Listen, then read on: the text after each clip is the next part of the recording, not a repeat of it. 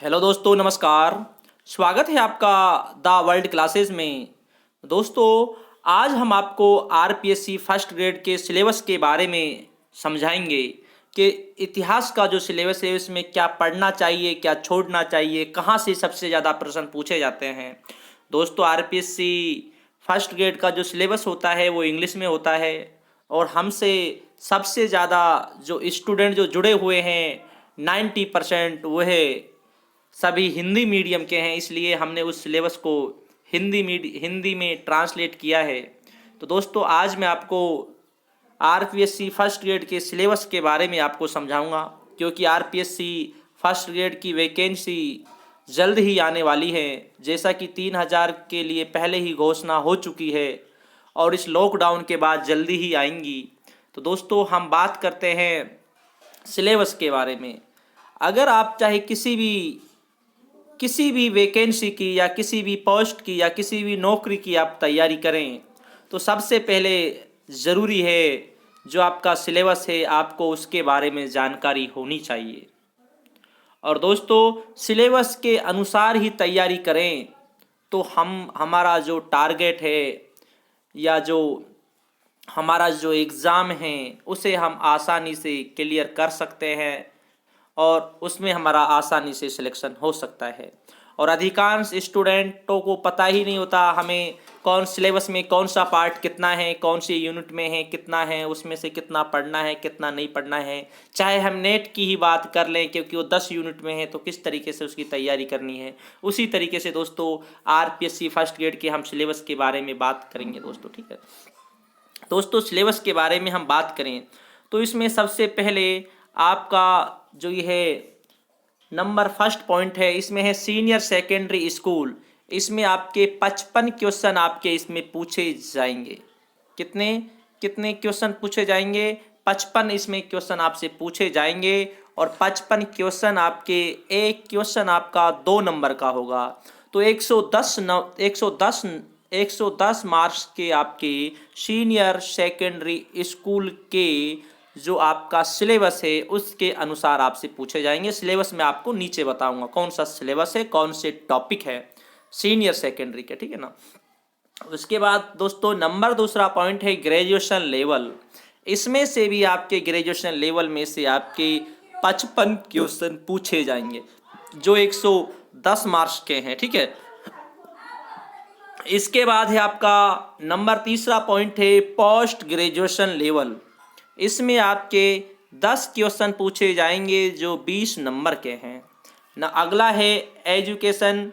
ये है आपका साइकोलॉजी वाला है, टीचिंग लर्निंग है, जिसमें 30 क्वेश्चन पूछे जाएंगे 60 मार्क्स के। अब दोस्तों, आपको ये पता चल ही गया होगा जो प्रश्न 55 110 प्रश्न पूछे जाएंगे जो टोटल, वो सीनियर सेकेंडरी और ग्रेजुएशन लेवल के हैं। तो दोस्तों, जब सीनियर सेकेंडरी लेवल के प्रश्न पूछे जाते हैं तो उसमें से आपसे सबसे ज़्यादा बेसिक जानकारी पूछी जाती है। इतनी गहराई से नहीं होता, बेसिक जानकारी पूछी जाती है। उसके बाद जब ग्रेजुएशन लेवल का होता है तो थोड़े क्वेश्चन का लेवल थोड़ा टफ आ जाता है। वो मैं आपको पूरा सिलेबस नीचे समझाऊंगा, दे रखा है सारा, अभी तो हम सिर्फ वैसे ही बातें कर रहे हैं ऊपर ही। और जब पोस्ट ग्रेजुएशन का लेवल आएगा तो उसमें सबसे टफ प्रश्न, सबसे हार्ड लेवल के पूछे जाएंगे। जो 10 क्वेश्चन पूछे जाएंगे वो 20 मार्क्स के पूछे जाएंगे। और टीचिंग लर्निंग और साइकोलॉजी वाले हैं, 30 क्वेश्चन पूछे जाएंगे। तो दोस्तों, इसमें सबसे महत्वपूर्ण जो भूमिका होगी वह सीनियर सेकेंडरी और ग्रेजुएशन लेवल की होगी। अब दोस्तों, हम बात कर लेते हैं सीनियर सेकेंडरी और ग्रेजुएशन और पोस्ट ग्रेजुएशन लेवल में कौन कौन सा सिलेबस है, क्या क्या हमें पढ़ना है। दोस्तों, अब हम बात करते हैं सीनियर सेकेंडरी। बात करें दोस्तों प्राचीन भारतीय संस्कृति की मुख्य विशेषताएं, अर्थात प्राचीन भारतीय जो संस्कृति है उसकी क्या क्या विशेषताएं हैं, इसके बारे में हमें, ये पॉइंट है, इसके बारे में हमें समझना है। भारत की प्राचीन संस्कृति, भारतीय संस्कृति, उसके बारे में जानना है। ठीक है ना। कौन कौन सी भारतीय संस्कृति है उसके बारे में जानना है। उसके बाद जो हमारा अगला पॉइंट है, भारत की भौगोलिक विशेषताएं तथा भू सामरिक सीमाएं, भौगोलिक विशेषता क्या क्या है, कहाँ कहाँ पर क्या क्या है, कहाँ पर कैसा भौगोलिक विस्तार है, कहाँ पर पहाड़ें हैं, पर्वत हैं, नदियाँ हैं, और भू सामरिक सीमाएं कौन कौन सी, ये सारी चीज़ें आपको इसमें हैं। नंबर तीसरा है प्रागैर इतिहास काल। प्रागैर इतिहास काल उसे कहते हैं जो इतिहास से पहले का होता है, और प्रागैर इतिहास काल में पाषाण काल आता है दोस्तों। पाषाण काल में पूर्व पाषाण काल, मध्य पाषाण काल और नव पाषाण काल आता है। तो ये भी आपका एक पॉइंट है प्रागैर इतिहास काल। इसमें आपके पूर्व पाषाण, मध्य पाषाण और नव पाषाण काल आएगा। इसके बाद दोस्तों नंबर चौथा जो टॉपिक है, सिंधु एवं वैदिक सभ्यताएं, शहरीकरण, राजनीति, समाज, साहित्य का विकास, दर्शन, धर्म और नीति शास्त्र। अब आप यहाँ पर पॉइंट नोट कीजिए, जो ये चौथे नंबर की जो यूनिट है ये सबसे मोस्ट इम्पोर्टेंट है, क्योंकि सिंधु सभ्यता से प्रश्न 100% पूछे जाते हैं, 1 या 2 प्रश्न पूछे जाते हैं। और वैदिक सभ्यता भी एक बहुत ही महत्वपूर्ण टॉपिक है जिसमें से भी 1-2 प्रश्न पूछे जाते हैं। इसे आप नोट करें, मोस्ट इम्पॉर्टेंट चौथा पॉइंट है दोस्तों, यहाँ से प्रश्न 100% बनता है आपका। ठीक है दोस्तों। इसके बाद है नंबर 5वां पॉइंट, महाजनपद काल। महाजनपद काल जो प्रारंभ होता है 5वीं 6वीं ईसा पूर्व में प्रारंभ होता है। जैन, बौद्ध तथा पौराणिक समुदाय के बारे में भी हमें इसमें समझाना है। महाजनपद काल में ही जैन और बौद्ध धर्म का उदय होता है, इनके बारे में हमें समझना है। ये 5वां पॉइंट भी एक मोस्ट है और चौथा पॉइंट भी एक मोस्ट इम्पोर्टेंट है। इम्पोर्टेंट तो सभी हैं ऊपर के, लेकिन इनमें हमें गहराई से पढ़ना है क्योंकि यहाँ से प्रश्न पूछे जाते हैं। ठीक है ना। अगला पॉइंट है दोस्तों 6ठा नंबर। इसमें क्या है, राज्य, राजनीति एवं संस्कृति विकास। ठीक है ना, राजनीति, राजनीतिक विकास। अगला है दोस्तों भक्ति आंदोलन, सूफीवाद, सांस्कृतिक समन्वय। तो दोस्तों इसमें जो हमारा आएगा भक्ति आंदोलन में से पूछा जाता है। तो भक्ति आंदोलन में से क्या पूछा जाता है, पूछ लिया जाता है द्वैतवाद का कौन था, एकेश्वरवाद, और उसमें पूछ लिया जाता है कौन सा कृष्ण का उपासक था, कृष्ण को मानता था कौन, राम सीता का उपासक था। दक्षिण भारत में किसने भक्ति आंदोलन चलाया, सूफी आंदोलन का जनक भारत में कौन था। ये सूफी आंदोलन की भी हम बात करें, आईने अकबरी के अनुसार भारत में टोटल 14 सिलसिले थे, उनसे संबंधित पूछ लिया जाता है। जैसे एक चिश्ती सिलसिला आता है, सुहरावर्दी आता है, इस तरीके से पूछ लिए जाते हैं। ठीक है ना। तो सूफीवाद में से भी हमारे प्रश्न, इसमें से हमारे प्रश्न भक्ति आंदोलन और सूफीवाद से हमारे 2 प्रश्न इसमें से 100% बन जाते हैं। इसको भी आपको अच्छी तरह समझना है। अगला है यूरोपीय लोगों का भारत आगमन। इसमें क्या होता है, यूरोपीय लोग कौन कौन सबसे पहले भारत आए। अगर हम बात करें तो भारत में जो सबसे पहले आए थे वे पुर्तगाली आए थे, और पुर्तगाली 1498 ईस्वी में भारत में आ जाते हैं, कालीकट बंदरगाह पर आते हैं।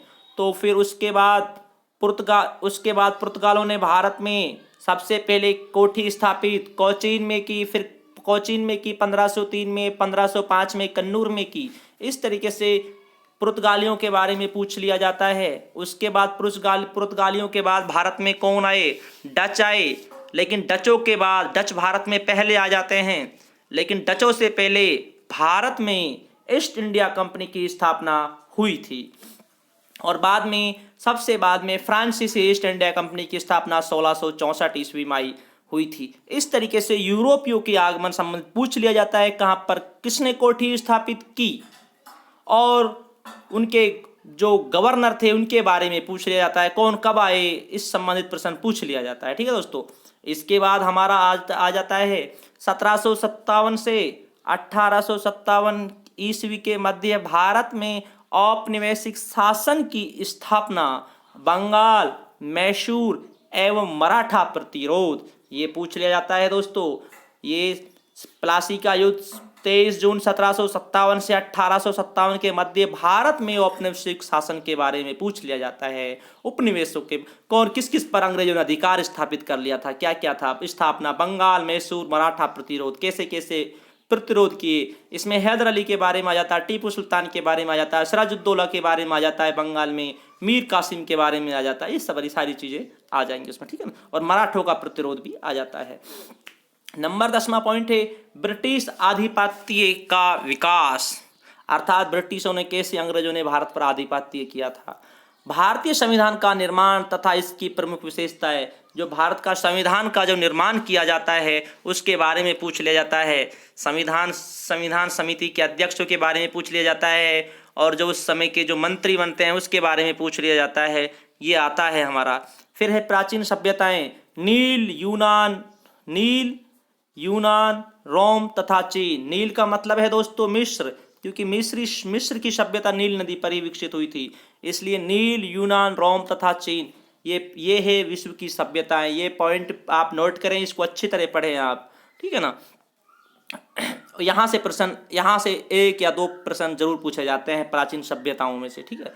इसके बाद है दोस्तों अगला पॉइंट है ईसाई तथा इस्लाम धर्म का उदय। ईसाई तथा इस्लाम धर्म का उदय किस तरीके से हुआ, ये प्रश्न भी पूछ लिया जाता है। लेकिन इसमें से ईसाई तथा इस्लाम धर्म में से ज़्यादा प्रश्न आने वाले नहीं है, इसमें से एक प्रश्न पूछा जा सकता है, ठीक है ना।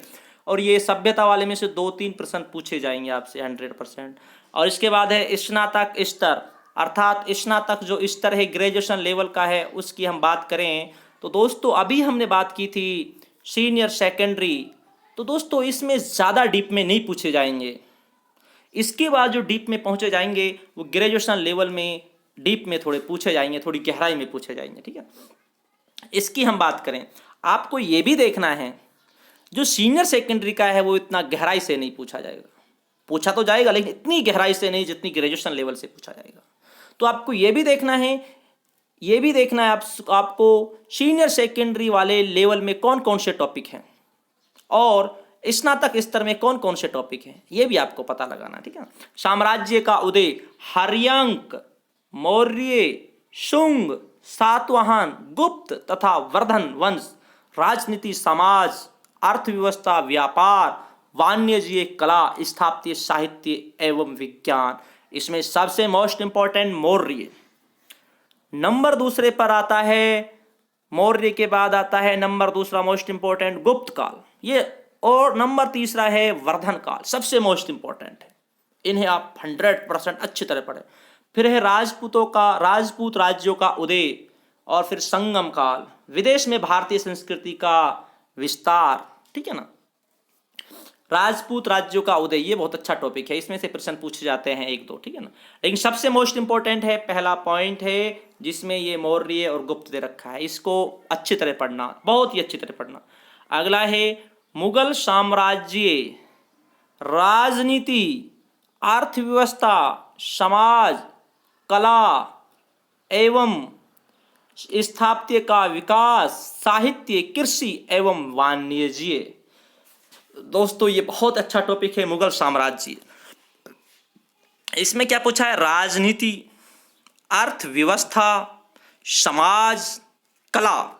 और अब आप एक बात आपको बता दिया जाए, जितने भी एग्जाम हो रहे हैं सब में इस समय सबसे ज़्यादा जो प्रश्न पूछे जाते हैं वो कला से पूछे जाते हैं, राजनीति से आजकल कम प्रश्न पूछे जाते हैं, इसलिए कला पर सबसे ज़्यादा ध्यान दें आप।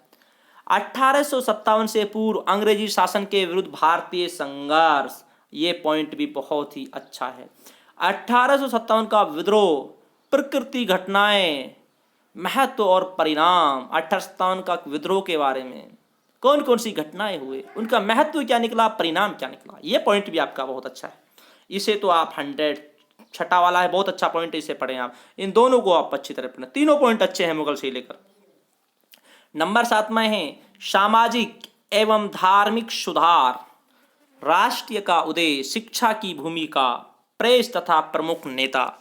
सामाजिक एवं धार्मिक सुधार, भारत में कौन कौन से धार्मिक सुधार किए गए, राजा राममोहन राय से लेकर विवेकानंद तक हमें इसमें पढ़ना है सामाजिक एवं धार्मिक सुधार। और सामाजिक और धार्मिक सुधारकों की हम बात करें तो 3 तो बहुत ही अच्छे हैं, राजा राम मोहन राय, दयानंद सरस्वती और विवेकानंद जी, ये बहुत ही अच्छे हैं। बाकी और भी हैं लेकिन ये सबसे अच्छे हैं, ठीक है ना, इनको हमें गहराई से पढ़ना है। इसके बाद है हमारा 8वां पॉइंट है 1885 से 1919 तक भारत का स्वतंत्रता संग्राम।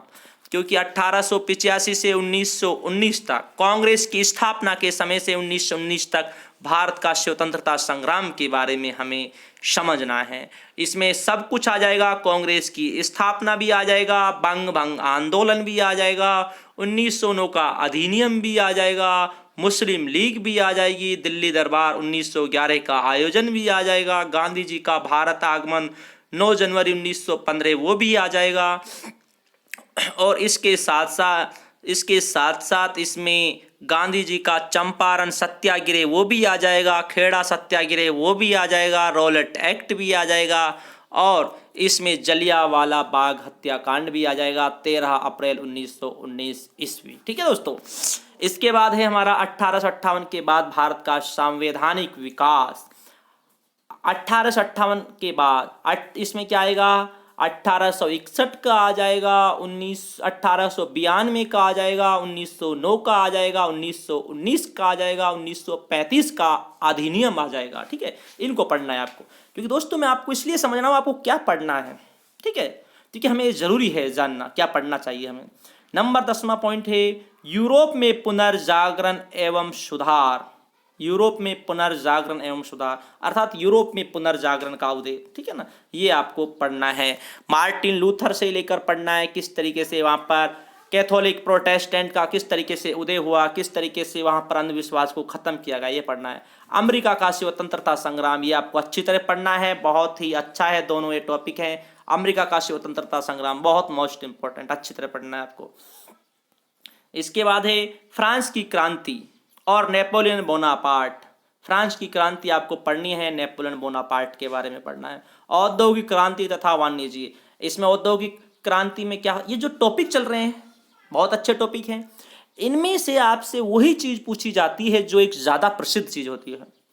इसमें ज्यादा गहराई का कोई चीज नहीं पूछी जाती। संध्या भी वो पूछी जाती है जिनका किताब में उल्लेख किया गया है। एक आपको फायदा ये है, औद्योगिक क्रांति में आपसे क्या पूछा जाता है, किसने कौन सी मशीन का आविष्कार किया और उस मशीन का आविष्कार से औद्योगिक क्रांति में क्या परिवर्तन हुए और औद्योगिक क्रांति कहाँ कहाँ पर कैसे हुई, औद्योगिक क्रांति ब्रिटेन में ही क्यों हुई, बहुत सी बातें हैं जो पूछी जाती हैं। ठीक है ना, इटली एवं जर्मनी का एकीकरण, इटली और जर्मनी का एकीकरण ये भी पूछा जाता है, बहुत अच्छा प्रश्न है आपका।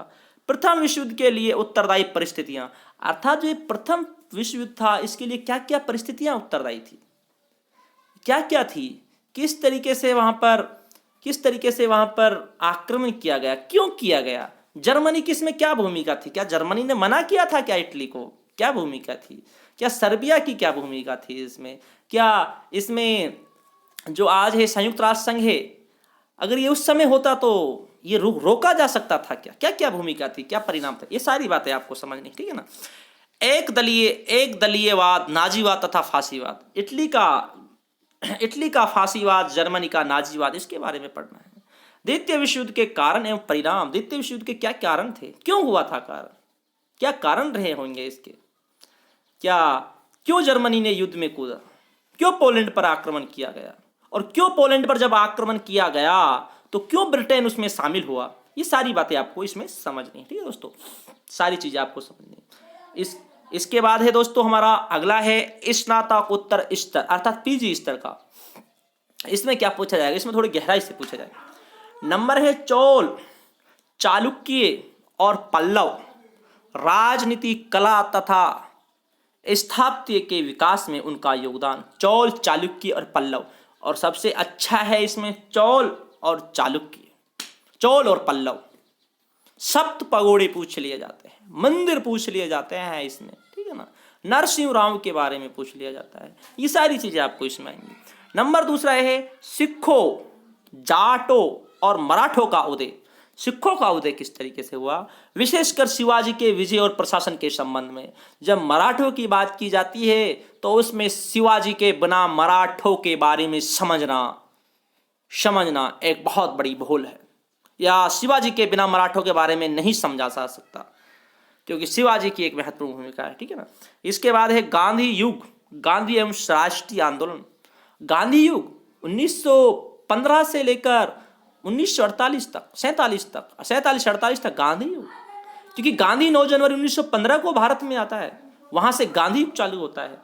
गांधी युग, गांधी एवं राष्ट्रीय आंदोलन, जवाहरलाल नेहरू, सुभाष चंद्र बोस, मौलाना आजाद, वल्लभ भाई पटेल, श्री राजगोपालाचारी, राजेंद्र प्रसाद तथा भीमराव अंबेडकर की भारतीय राष्ट्रीय आंदोलन में भूमिका, मुस्लिम लीग जिन्ना की भूमिका और भारत का विभाजन। मुस्लिम लीग है उसकी स्थापना है 1906।